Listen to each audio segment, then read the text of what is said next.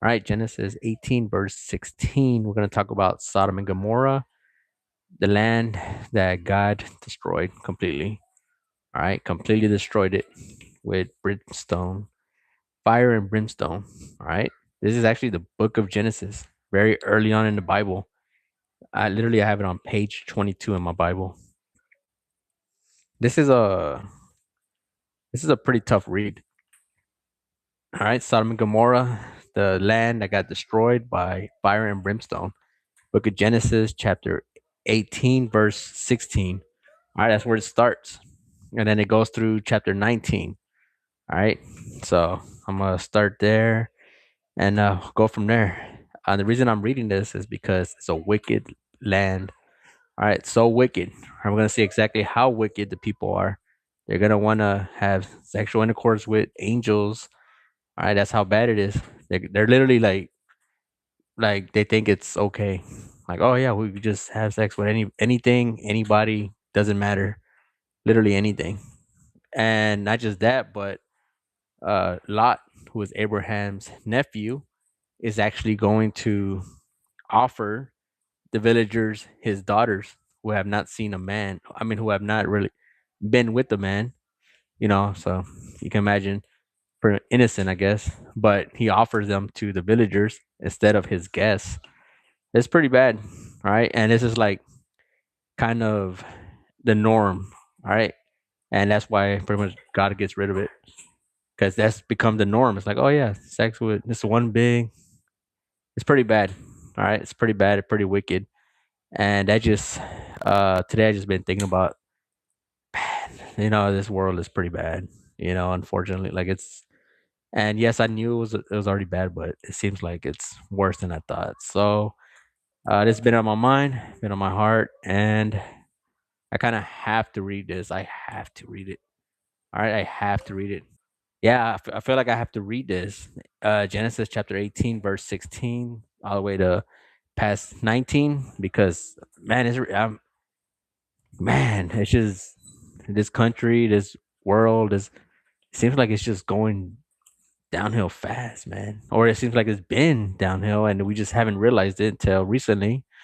If you know what I mean, the news lately it's been pretty bad. So I feel like I have to read this Genesis chapter 18, verse 16, where God decides, hey, I'm going to get rid of that land. I'm just going to get rid of it. Now, they say this land is where the Dead Sea is, where the Dead Sea. All right. Near Israel, there's a Dead Sea. It's, yeah. So they said that's where this land is. Why do they say that? Because there is brimstone. All right. There's brimstone there. They found so like, oh, this is we found a lot of brimstone here. This has to be the land of Sodom and Gomorrah. For a long time, it was undiscovered. Yeah, it was undiscovered, and but yeah, so yeah, right now we have to keep our eyes open. All right, there's a lot going on in the world. There's a lot of uncertainty, but if you read your word, it's really not uncertainty. It shouldn't even be a surprise. It shouldn't be a surprise. If you read your word, it should not be a surprise. Like, because the Bible talks about how bad this world really is. But it's kind of hard to. Thank you very much. And it's kind of like it's for us, like it's kind of hard to imagine like how bad it really is. Like I thought it was, like pretty bad already, but no, it seems like it's like 10 times worse. Like almost 100 times worse. Anyways, I'm gonna just start reading here. Genesis chapter 18, verse 16. Then the men rose from there and looked towards Sodom, and Abraham went with them to send them on the way. And the Lord said, "Shall I hide from Abraham? What am I doing? What I am doing?" So he's like, should I tell Abraham what I'm about to do? God is literally speaking here. Like, should I tell Abraham what I'm about to do? So what is God about to do? Since Abraham shall surely become a great and mighty nation, and all nations of the earth shall be blessed in him.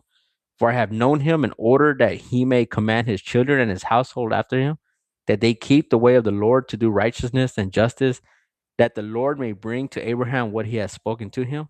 And the Lord said, because the outcry. So God's like, should I tell him what I'm about to do? All right, here we go. I'm about to tell him.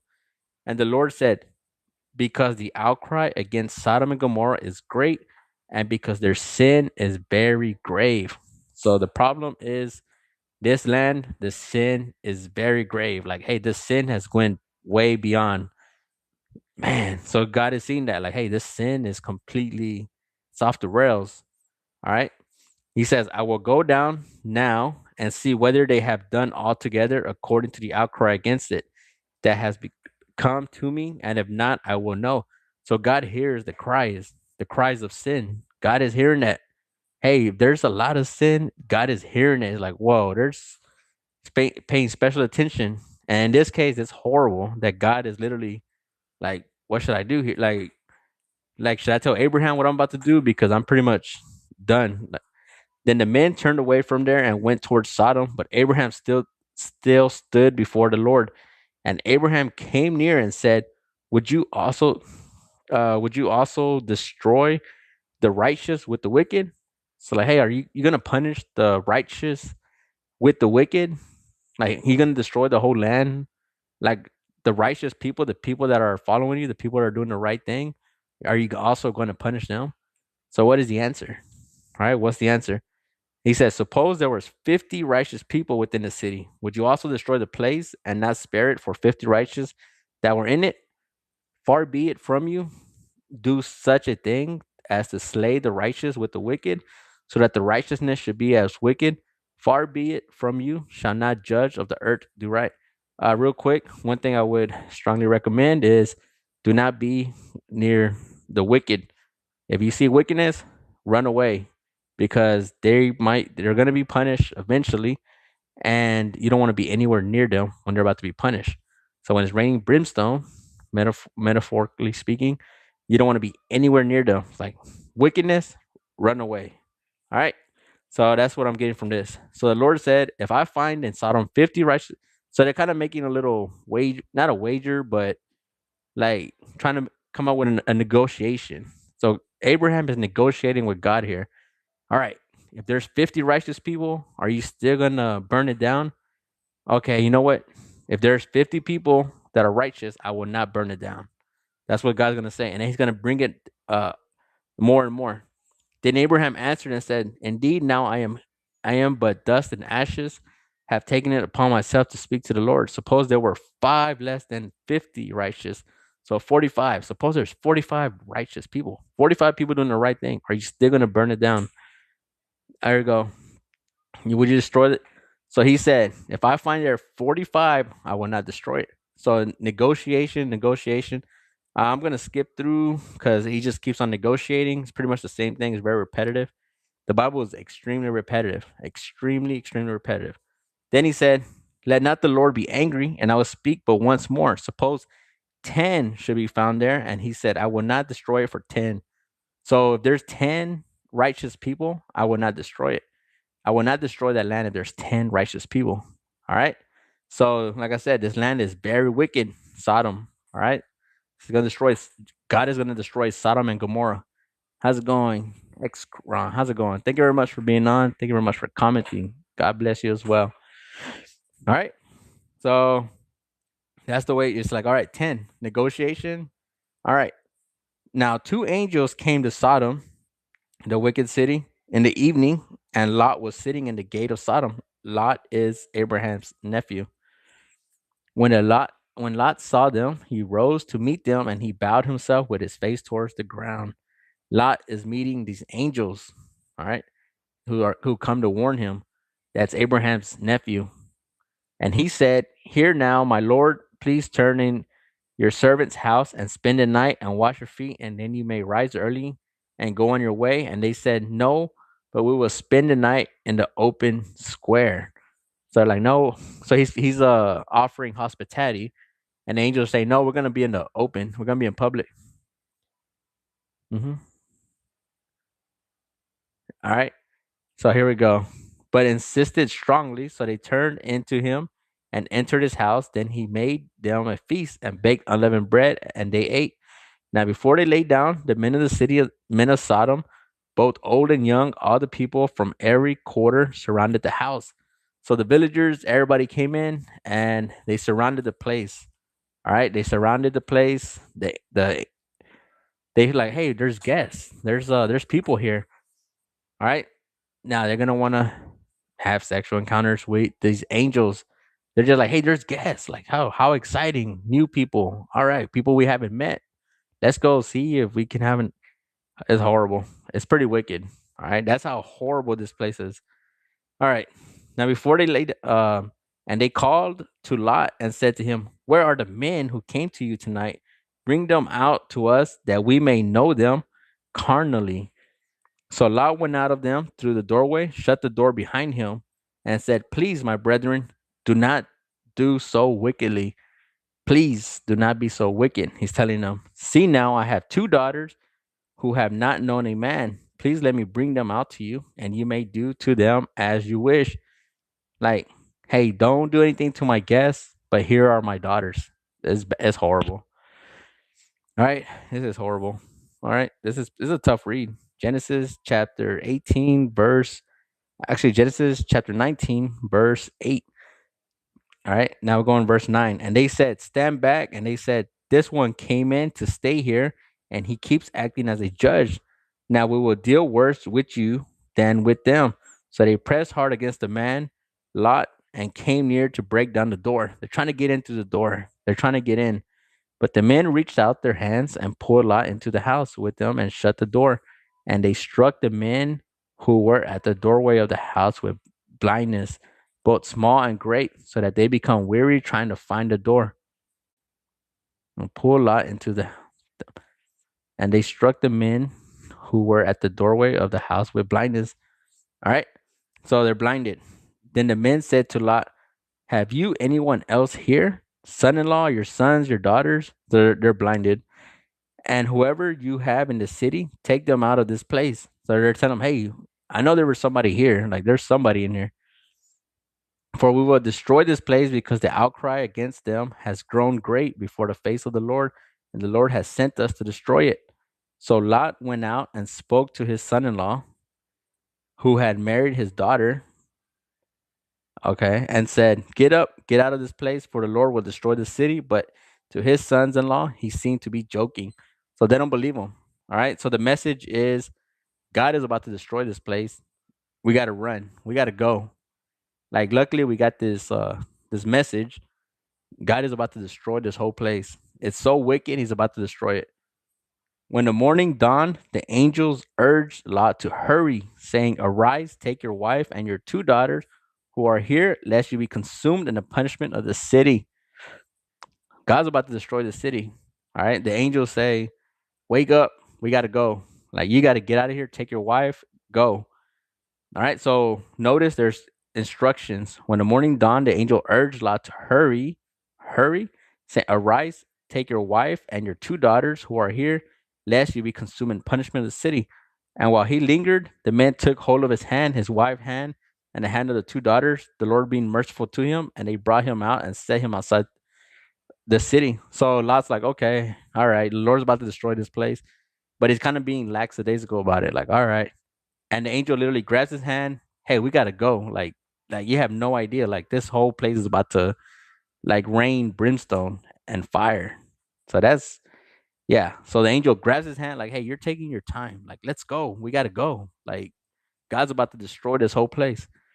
All right. So it came to pass when they had brought them outside that he said, "Escape for your life. Do not look behind you, nor stay anywhere in the plain. Escape to the mountains, lest you be destroyed. Run to the mountains, don't look back."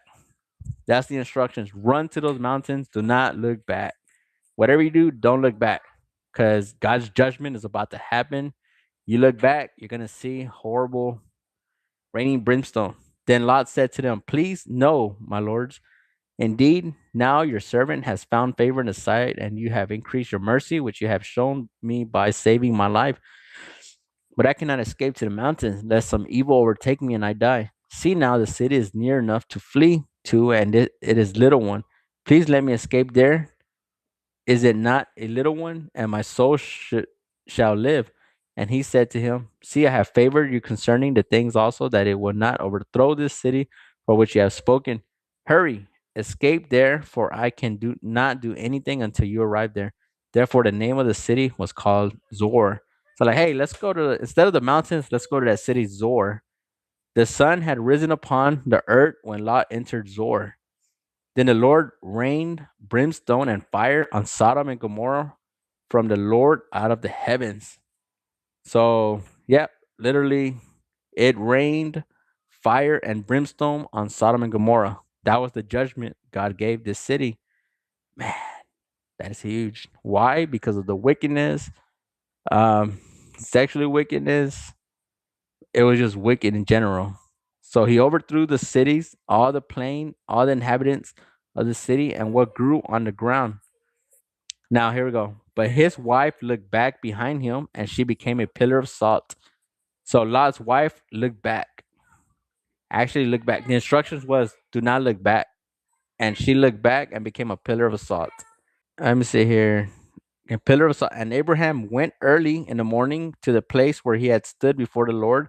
Then he looked towards Sodom and Gomorrah and towards all the land of the plain. And he saw and behold smoke of the land, which went up like the smoke of furnace. So Abraham sees the land, like, oh, there's the land. And it was just one big old smoke. It says smoke of a furnace, fire and smoke. And it came to pass when God destroyed the cities of the plain that God remembered Abraham and sent Lot out the midst of the overthrow. And when he overthrew the cities in which Lot had dwelt, then Lot went up out of Zor and dwelt in the mountains, and his two daughters were with him, for he was afraid to dwell in Zor. And he and his two daughters dwelt in a cave. Now the firstborn said to the younger, our father is old, and there is no man of the earth to come into us, as is the custom of art. So now his two daughters are, hey, it's just them two and their dad. So these two daughters, they grew up in Sodom and Gomorrah. All right, they grew up there, and they're like, you know what? We never had a chance to have kids. We never got a chance to even know a man. So what do we do?